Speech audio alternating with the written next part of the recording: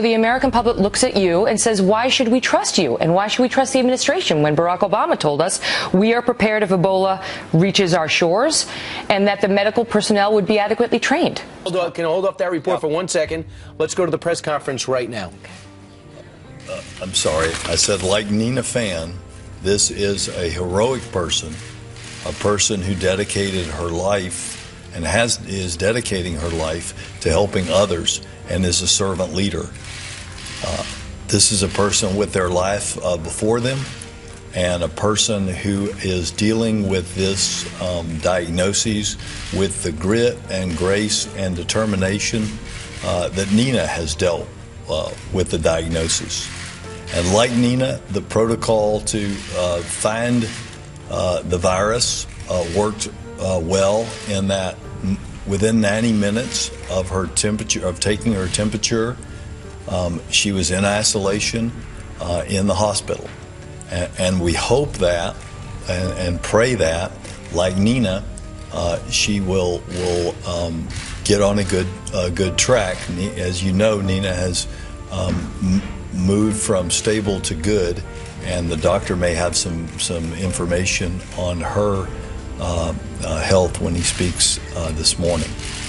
So the fight against Ebola in Dallas is a two-front fight now. We have 48 disease contacts that we focused on in the community that were contacts with Eric Duncan.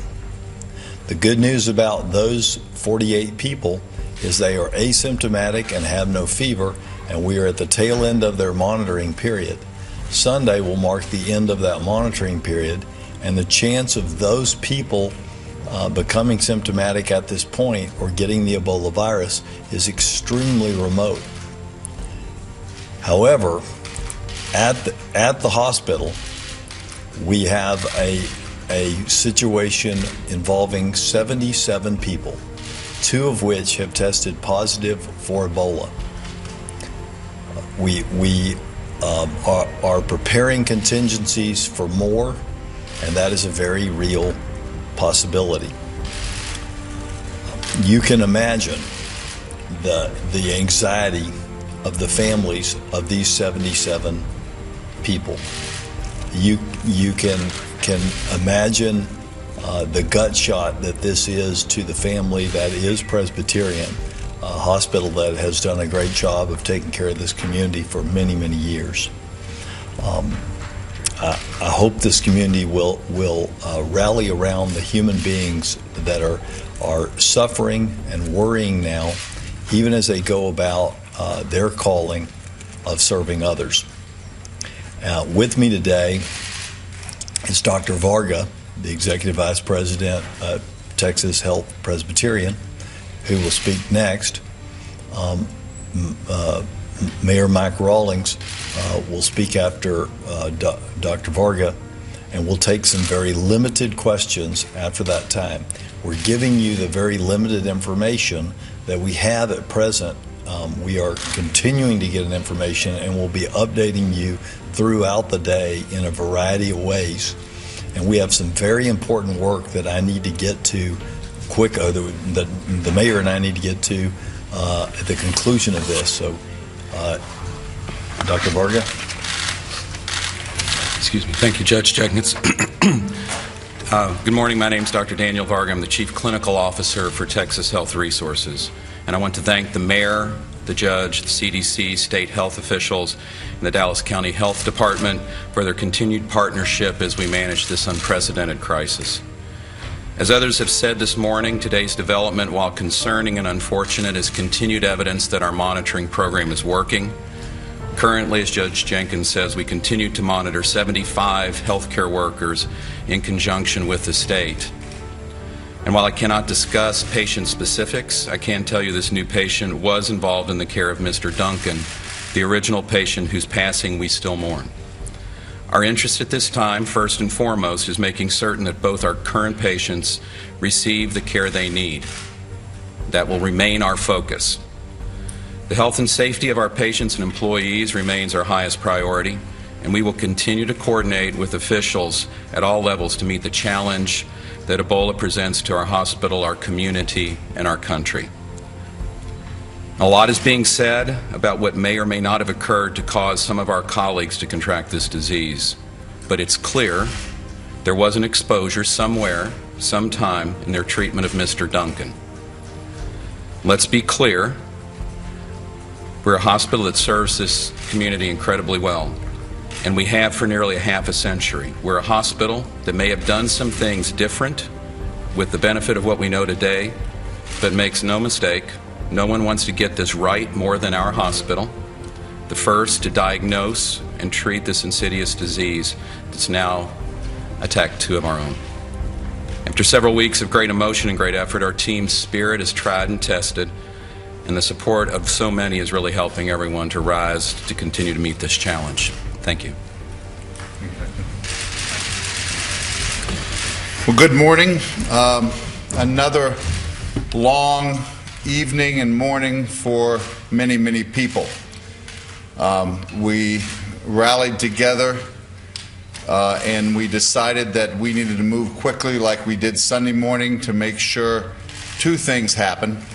One, that effective cleaning was done as soon as possible, and two, neighbors and the citizens were communicated. It is no odd thing that we decided to do this at 7 o'clock in the morning, so when folks are getting up, they know what the facts are. It is a concerted effort, not only with the county and the state and the city, but individuals out there.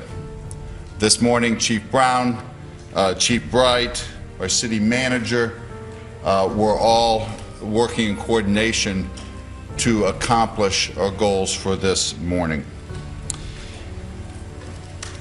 Dallas Fire and Rescue went to the 6,000 block of Village Bend Drive, where they begin phase 1 of decontamination of the common areas and the areas outside the apartment. Our patient lived alone and with no pets. State of Texas has hired Protect Environmental for phase 2, that inside the apartment and the cleaning of the car and the movement of the same, removing the same. That hopefully will be done early this afternoon. I personally was at the apartment complex this morning and talked to citizens as they were waking up and moving about, which leads us to the second part of our strategy, communication. We worked closely with the apartment managers in creating a strategy that I think is working. Each apartment in their complex the door was knocked on, and we talked to as many people that came to the door as possible. At the same time, the apartment complex will be handing out flyers and information to apartment complexes nearby. So we cast the net a little wider. And then we had reverse 911 calls that went out at 6:15 this morning. Meanwhile, we continued to not only monitor the 48 individuals that came in contact with Mr. Duncan, but we take care of Louise and her family, who are still in isolation. They are asymptomatic, and they are doing well. And as you know, we moved Nina's pet yesterday, and are making sure that that pet is well and taken care of at the same time. I think there are two things that I hearken back to this. The only way that we are going to beat this is person by person, moment by moment, detail by detail. We have those protocols in place at the city and county, working closely with the CDC and the hospital. The second is we want to minimize rumors and maximize facts. We want to deal with facts, not fear. And I continue to believe that while Dallas is anxious about this, and with this news this morning, the anxiety level goes up a level, we are not fearful. And I'm pleased to and proud of the citizens that I talk to day in and day out, knowing that there is hope if we take care and do what is right in these details. It may get worse before it gets better, but it will get better. With that, we will take a few questions, all right? And but there are a lot of questions we can't answer because either we don't know or because testimony and discussion is going to take place later this week. But we will try to give it a go and give you as much information as we can. We'll start on this side. Go ahead and we'll take a couple of questions here, and then we'll move to that side. Yes, sir. Hi, this is for Dr. Varga, Kevin Sang with the New York Times. Dr. Varga, talk a little bit about the hospital's view of how this is happening now. I mean, obviously, we're all empathetic with what you guys are going through, but one case can be looked at as a possible breach. It seems like a second case might suggest some sort of systematic institutional problem. Do you think so? I don't think we have a systematic institutional problem. I think the biggest challenge we have right now is obviously first and foremost the care of the two patients that we have and the ongoing screening of folks in the community. Our emergency department has continued to have folks come in. It's a tribute to the information that's been out there in the community about folks to be aware of this symptomatology around Ebola. Our ED's been handling folks through that very appropriately. I think the case of this patient here tonight again shows that the ability to intake those folks, get them into isolation and manage them has been very effective. But we're looking at every element of our personal protective equipment and infection control inside the hospitals. We don't have an answer for this right now, but we're looking at every possible angle around this. Thank you. Right down here, you raise your hand. Was this person a nurse? That is private information. It was part of the health care group that helped. It is a woman. You said she. She is a woman. Yeah. Over here, and then we'll come back. Just go ahead. Are you awaiting test results on any other patient, any other employees? Because obviously this one was in the works yesterday during the other press release. That is that's the state's decision, and I'll let them speak to that. Later today, there will be a discussion. There will be a joint conference call as normal with the CDC and the state. About this case or about another case? About this case. Yeah, and let me. I'm not sure what briefing you're referring to, CDC briefing yesterday. which was at 1 o'clock in the afternoon. This person- 2 o'clock. So there was no test, as far as I know, that was pending at 2 o'clock yesterday. When did the person come forward? That's I don't have the medical records. You know, I've been up all night, You must know. but I don't believe there was a blood draw then. So we can't speak about any of the about any of the details of the patient's case, presentation, et cetera, because it's protected health information at this time. So I'll have to leave it at that. Dr. Varga, Okay, right here on the end. the hospital was very transparent with employees saying that 2 staff members were admitted to the hospital and were being checked out a couple of days ago. Is this one of those 2? Pardon me, could you repeat The that? hospital told employees that there were 2 staff members who had been admitted a couple of days ago and were being checked out. Was this one of those 2? No. Thank you. One. And follow-up question, there's 3 isolation rooms at the hospital from what I understand. What's going to happen when there's more patients? You want me to take that last part? Sure. That's something that's one of the reasons why we'll be leaving here pretty soon.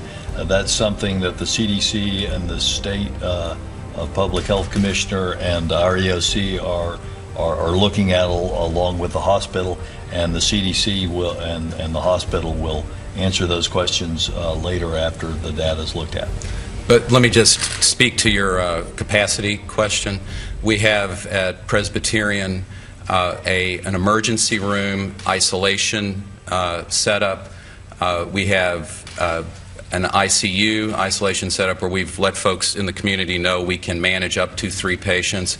We've also opened a new area within the hospital to expand our capacity for ED screening, and I would emphasize that our biggest focus, in addition to the care of these 2 patients that are in the hospital, is trying to keep our arms around the number of folks who come into the emergency department with concerns about whether or not they've been in contact with folks, et cetera, and then rapidly getting through a screening process for those folks. 2 questions right here, and then we'll come over here. Can someone just give us a sense of the timeline overnight of what happened when the results came through and then when the Dallas police went out, sort of a timeline of that? So I got confirmation at about 1 o'clock. Judge Jenkins had gone up to the hospital. I got in the car, went up and met with him. We met with our city individuals and planned this out. The press, we knew that the press release was going to be happening. We are listening to a press conference out of Dallas, Texas. When you went to bed last night, you did know about the 26-year-old healthcare worker named Nina Pham, who had tested positive for Ebola a couple of days ago. There she is with her dog right there. Overnight, it was revealed that a second healthcare worker at the same hospital also has contracted Ebola. What we just heard from the mayor of Dallas was that early this morning, they went to the 6,000 block of Village Bend Drive, which apparently is a large apartment building. They decontaminated the common areas and the outside areas because while they wouldn't reveal much about the new patient, they did say the new patient was a healthcare worker and had no pets. Yeah, and female who lived alone. She lived alone, and today, this afternoon, they expect to clean her house and clean her car. She has been isolated since, we understand, she came down with a temperature yesterday. Within 90 minutes of saying, I have a fever, she was isolated quickly. We understand, too, according to the 26-year-old's health, been upgraded from stable to good, which is an encouraging sign. But this is what we heard. We heard that up to 70 people, and that number's up to 124, had come in contact with Duncan, had come in contact with the 26-year-old, and now we understand they're being monitored, and now we have a second case of Ebola in that very same hospital. You just heard from the judge, and you heard from the mayor discussing as much as they feel comfortable saying. They did not say if it was a nurse or not. You know what? Judge Jenkins is speaking again. Let's listen in for just another second. Live. And that's how they contracted the disease, and that's how Eric Duncan contracted the disease. You don't contract the disease from being around asymptomatic people. They are regularly testing their temperatures. We are going to set up a place where if people want to be away from their family, they have the opportunity to do so. Or if, like Nina, they live alone with their dog and they choose to be monitored there, they can do that. This is not going to be a situation where we're going to put protective orders on 75 healthcare workers. The system right now is working. They are taking their temperature regularly. If they have a slight headache, a slight fever, if they get a chill because the breeze blows, they take their temperature. If they have any temperature or any other, loose stool or any other symptom, they immediately go to isolation in the hospital, and they are tested. No, they are not. They are employed but not working. Thank you, guys. That's it. Appreciate it. All right, there you heard the wrap-up of that. We did hear from the judge earlier saying they're preparing for more. We heard from the mayor it may get worse before it gets better. And also we heard from the chief doctor at Texas Health Resources. It is an unprecedented crisis.